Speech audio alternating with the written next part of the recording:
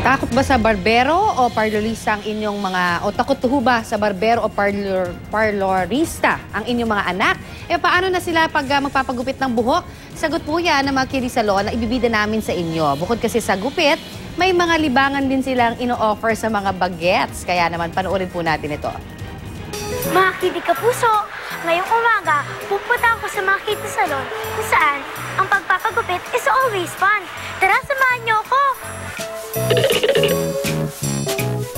Taong 1997 daw, nagbukas ang salon na ito para sa mga bata. At ngayon, mahigit 8 branches na ang meron dito sa Metro Manila. Ito yung custom-made hydraulic chair nila. Ito si Kuya, ginugupit na ngayon si Baby. Tapos, ito naman yung plasma TV nila. Para malibang yung mga kids habang nandito sa salon. Pwede sila manood ng educational shows or cartoons. May mga libro rin na pwedeng basahin ng mga kids. At may play area kung saan sila pwedeng makapaglaro.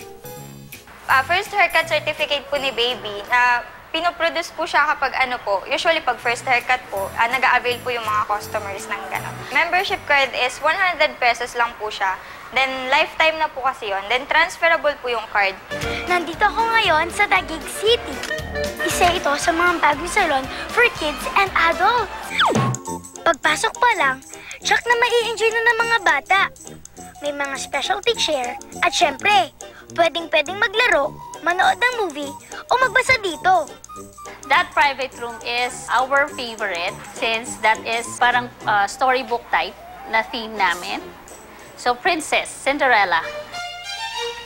Ito ang carriage room. Ay, para kang princess. The prices are for the toddlers, 2 months old up to 11 months old, that's 550 since mas mahirap yung mga kids na gupitan at that age. Ganito magpagupit dito, mga kidig kapuso.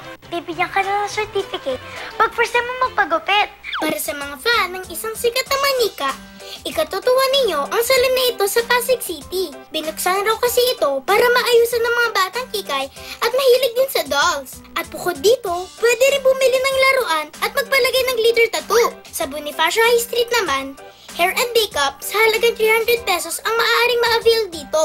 Hindi ka lang kikay, mala prinsesa pa ang dating mo.